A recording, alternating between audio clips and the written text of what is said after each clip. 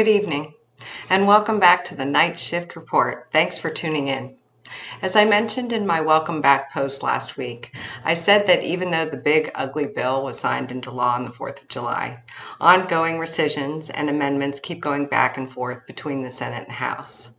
And I want everyone to know that a rescission refers to the cancellation of previously approved budget authority, essentially just taking back money that's already been allocated for specific purposes. And that means it was approved and allocated bipartisan spending that was just clawed back. So as of Friday night last week, the House passed its rescission package to claw back, as what most of you are aware of, funding for NPR and PBS and international aid that lawmakers had previously appropriated. It cancels $9.4 billion, looking to make permanent some of those DOGE spending cuts.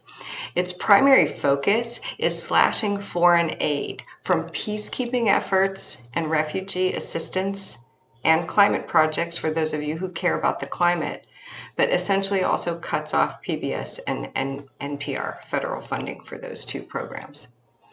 So the Trump administration just last week refused to deploy nearly $10 million worth of long-acting contraceptives intended for women in crisis zones abroad, citing restrictions tied to abortion services at a taxpayer's cost of $167,000.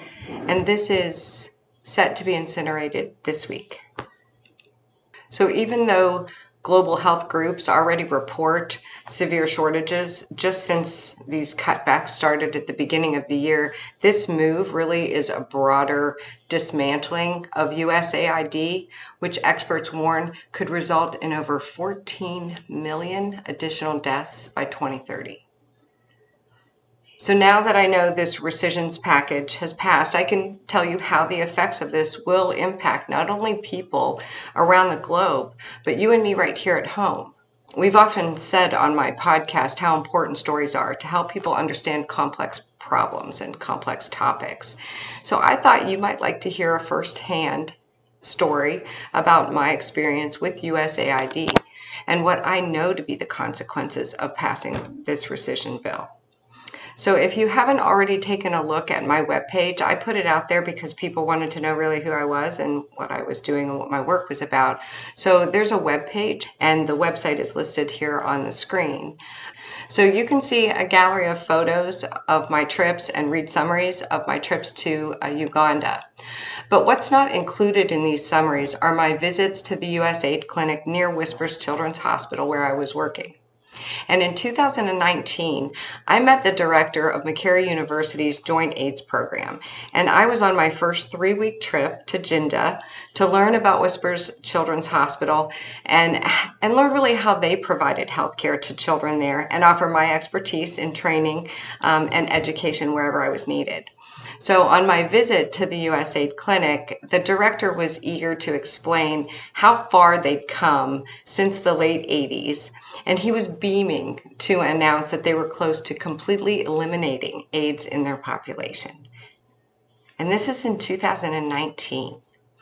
He described how they worked with 129 health facilities, and these are across catchment communities. And these catchment communities work together to educate the people about how to protect themselves, about how to get tested. They provide access sites for testing.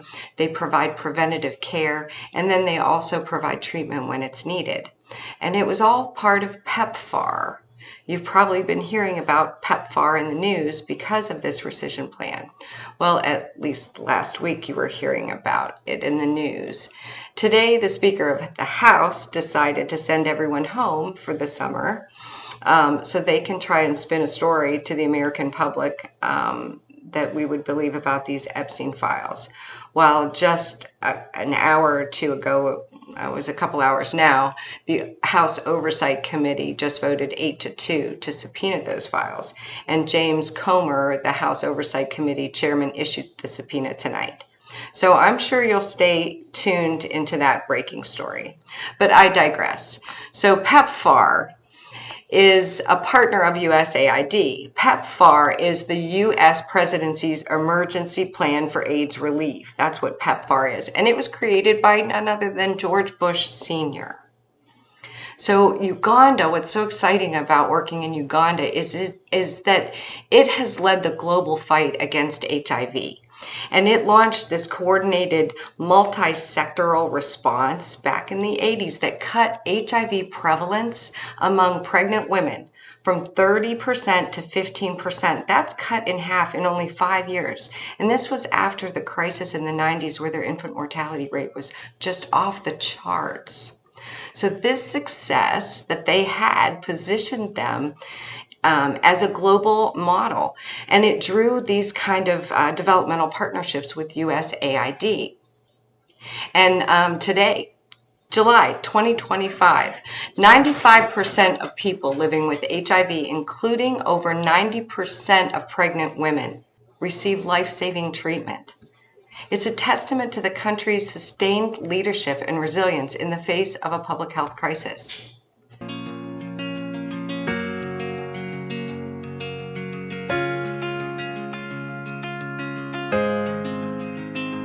So here we have it.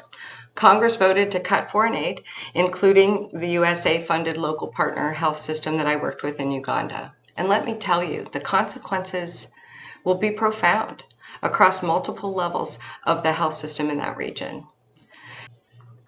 So there's an African proverb that says, give someone the power to feed you, and you give them the power to starve you. So according to Harvard's Health and Human Rights publication, that's the perils of dependency. And these cuts to foreign aid has really exposed that fragility. So mainly the impacts of these cuts are going to fall into two categories. And the first one is that epidemic surveillance that I talked about during the public health episode and our interview with our CDC scientist. So we'll see a reduction in that type of surveillance, monitoring, testing, and then treatment.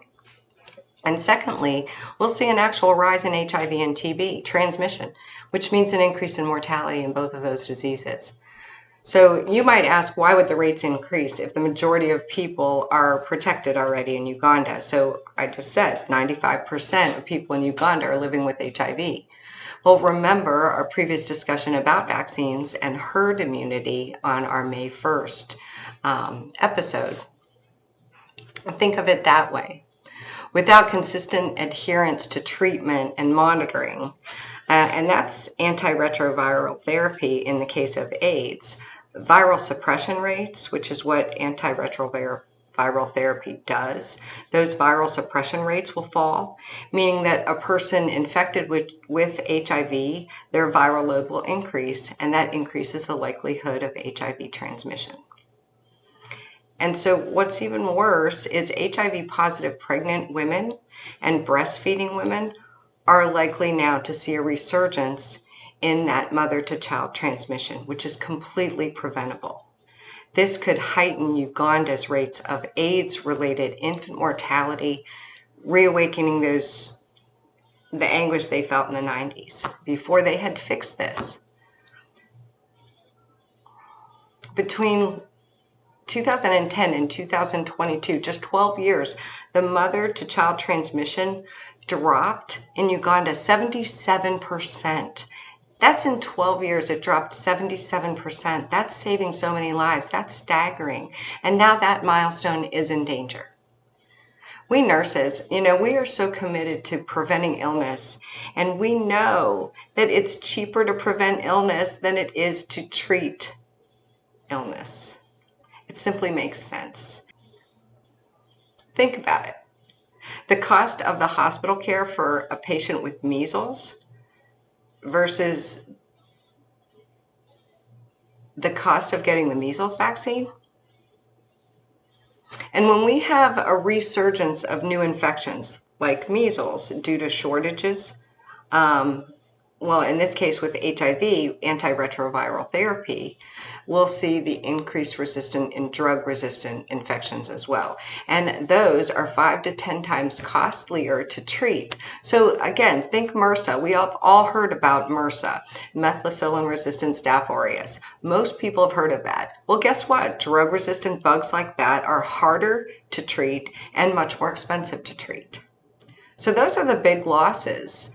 Another huge loss that I feel deeply and personally is the loss of this on-site collaborative training, the coaching, the mentoring that I got to participate in, that built frontline healthcare workers and community workers, that expanded skills across all of these regions.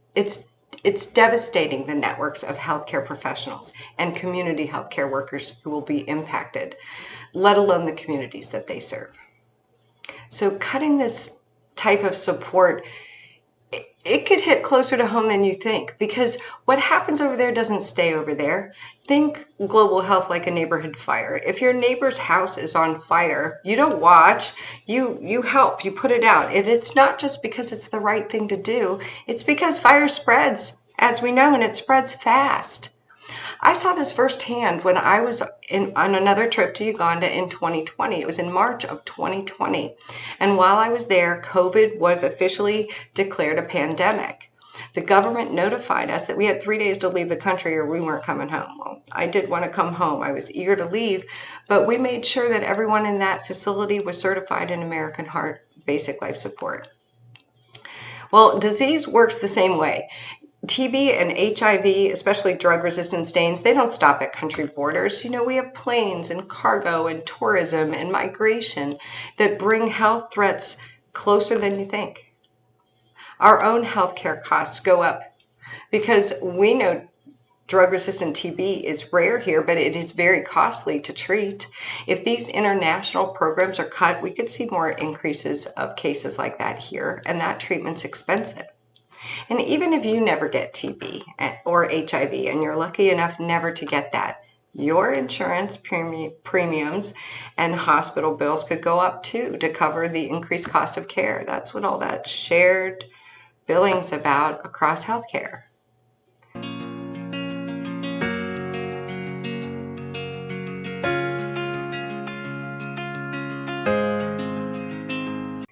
The other thing is you remember the major supply chains issues that we had during COVID? And even just earlier this year when no one knew what to expect with these tariffs? Uganda and other countries' USAID supports are part of global supply chains. From coffee to textiles to raw materials we use in our technology, like our cars and our phones and our computers. Disease outbreaks can disrupt these workforces and these exports. And that means empty shelves, higher prices on everyday goods. That means market instability, which hits our retirement, our 401k, increased pressure on our immigration system, like we don't have enough of that with all of this ICE activity that's going on. So for those of you who are listening and think foreign aid is just a charity, it's not. It's smart American leadership. And for less than 1% of the federal budget, that's all this was, USAID keeps these fragile systems from collapsing around the world. These cuts are like pulling a lifeguard off the beach because no one's drowning today. When we invest in keeping others healthy and stable, we prevent global crises like we've seen. We prevent those from hitting our shores. We protect our American jobs and our markets. We reflect our values. And we don't have to break the bank doing it. This didn't cost a lot of money. So the bottom line for me is that cutting this foreign aid isn't going to save any money, and it's going to cost us a whole lot more later. So let me ask you, would you rather pay a few dollars a year in taxes to help prevent the spread of deadly, costly diseases, or pay thousands with our higher insurance prices, higher healthcare premiums, lost productivity when a problem becomes global again like it did during the pandemic? And unfortunately, if you're on the Affordable Care Act that protects so many and provides life-saving health care. Unfortunately, you can expect your premiums to go up 75% next year because of this. So right now you don't have a choice because the rescission bill passed, and you might, get an opportunity in the future. And I wanted you to have meaningful information, so it's one less thing you have to worry about, and you can take action in your own best interest. So in closing, though, I want to share that I am not a cup half full type person, and anyone who knows me knows my cup runneth over. So as Congress goes home early for its summer break, I think they need to take a hard look at the wins they think they've achieved against the cost. They need to take the time to weigh if the cuts to Medicaid and Social Security are worthy of a higher deficit and tax cuts to the wealthy. They need to take the time over the summer to weigh what the CBO reported about the impacts of the big ugly bill and the rescission bill. But as of today, they also have something else they need to take the time to weigh. And that is the known fact that Trump is in these Epstein files and he has been lying. So with that, my hopeful vision for the future is that Congress will go back home and realize that the only action to take upon their return is to impeach Trump and roll back all of the illegally pushed through initiatives he rammed through a divided party and reemerge as the Republican Party of McCain and Reagan and Bush. And just maybe, if they weigh the impacts of their actions when they return in September, just maybe we all can sleep a little sounder and a little safer. Thanks for tuning in. Keep shining your light.